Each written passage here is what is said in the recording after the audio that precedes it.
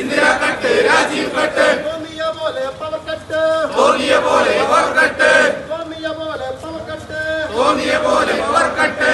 ഇതെന്തു വരണം UDF, ഇതെന്തു വരണം UDF, ഇതെന്തു വരണം UDF, ഇതെന്തു വരണം UDF. ഇതുപോലൊരു മാറിയ വരണം, ഇതുപോലൊരു നാറിയ ഭരണം, ഇതുപോലൊരു മാറിയ വരണം, ഇതുപോലൊരു നാറിയ ഭരണം കേരളനാട് കണ്ടിട്ടില്ല, കേരളനാട് കണ്ടിട്ടില്ല, കേരളനാട് കണ്ടിട്ടില്ല. കേരളനാട് കണ്ടിട്ടില്ല. സണ്ണി വക്കീൽ സണ്ണി വക്കീൽ തള്ളൽ വക്കീൽ, സണ്ണി വക്കീൽ തള്ളൽ വക്കീൽ, സണ്ണി വക്കീൽ തള്ളൽ വക്കീൽ, തള്ളി തള്ളി കേരളനാടിന്, തള്ളി തള്ളി കേരളനാടിനെ, തള്ളി തള്ളി കേരളനാടിന്, തള്ളി തള്ളി കേരളനാടിനെ ഇരുട്ടിലാക്കിയത് കണ്ടില്ലേ, ഇരുട്ടിലാക്കിയത് കണ്ടില്ലേ, ഇരുട്ടിലാക്കിയത് കണ്ടില്ലേ.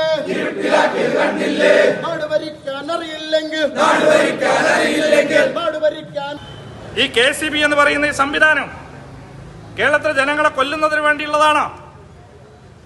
ഈ അവസ്ഥയിലേക്ക് ചുരുങ്ങിയ ദിവസം കൊണ്ട് 10, 50, 60 ദിവസം കൊണ്ട് ഈ കേരളത്തെ എത്തിച്ചതിന്റെ ഉത്തരവാദിത്തം ആർക്കാണ്? ഇവിടെ സൂചിപ്പിച്ചു. ഇപ്പൊ ഫുട്ബോൾ കളി നടക്കുകയാണ്. നാളെ ലൂസേഴ്സും മറ്റൊന്ന് ഫൈനലുമാണ്.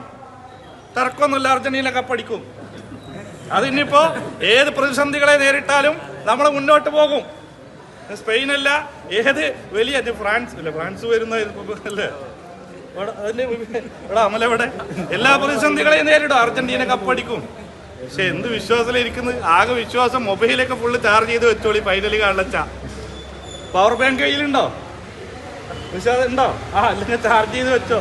ഇന്ന് രാവിലെ ഫേസ്ബുക്കിൽ എടുത്ത പോസ്റ്റ് ചെയ്ത് കോൺഗ്രസിലെ എടുത്തൻ അവനെ ഇവിടെ ഒരു കുഴപ്പമില്ല, കേരളത്തിലൊരു കുഴപ്പമില്ല. എന്റെ അങ്ങനെ നോക്കുമ്പോൾ പവർ ബാങ്ക് കുത്തിപ്പിടിച്ചിട്ടാണ് ഇപ്പൊ ഫേസ്ബുക്കിൽ കമന്റ് ചെയ്യുന്നത്. ഫൈനലി കാണാൻ പറ്റുമോ ഇവര് വരിക്കുമ്പോ? മെസ്സി ഇങ്ങനെ ബോളൊക്കെ വെട്ടിച്ച് ലെഫ്റ്റ് വിങ്ങിൽ ഇങ്ങനെ കയറി പോണതിന്റെ ഇടക്ക് പാസ് കൊടുത്ത അൽവാരസ് അല്ലേ, ഹെഡ് കറക്റ്റാക്കണ കറണ്ട് കൊണ്ട് പോയാൽ എന്താകും അവസ്ഥ? നിങ്ങളൊരു കാര്യം മനസ്സിലായിക്കോ.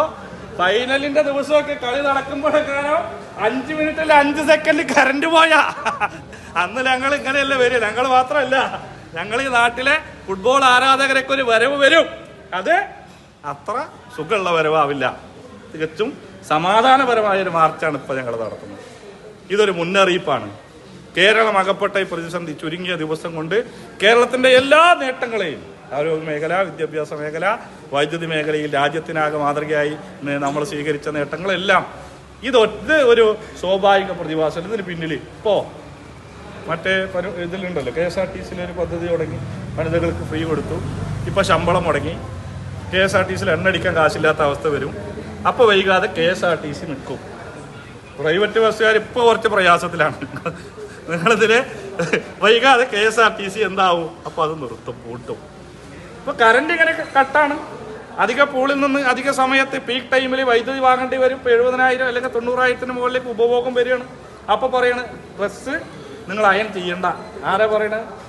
നല്ല കതറ് മുണ്ട്, കതറ് ഷർട്ട് മറ്റേ സാധനത്തിലേക്ക് മുക്കി മറ്റേ നെയ്യിൽ പൊരിച്ച പോലെ നല്ല അലക്കി തേച്ച് ഇസ്തിരി ഇട്ട് വന്നിട്ട് സണ്ണി വക്കീൽ പറയണ് ഞങ്ങൾ കതറ. കോൺഗ്രസ്സുകാരെ ഇപ്പൊ തിരുവനന്തപുരത്ത് മറ്റേ സെക്രട്ടേറിയറ്റിന്റെ പരിസരത്തൊക്കെ ആളുകളെ ഈ കോൺഗ്രസ്സുകാരെ തട്ടിമുട്ടി നടക്കാൻ വയ്യ. നിങ്ങള് കതറ് നല്ല ചുളിവില്ലാതെ ഇസ്തിരിയൊക്കെ ഇട്ടിട്ട് വന്നിട്ട് പറയാണ് ഇസ്തിരി ഇടരുത് രാത്രി, ഏത് തേക്കരുത്, മറ്റേ തേപ്പല്ല, തേക്കരുത്. ജനങ്ങളെ മൊത്തം തേച്ചിട്ട് ജനങ്ങളെ മൊത്തം തേച്ചു. എന്നിട്ട് കോൺഗ്രസ്സുകാരൻ പറയാണ് നിങ്ങൾ തേക്കണ്ട, നിങ്ങൾ അയൺ ചെയ്യണ്ട.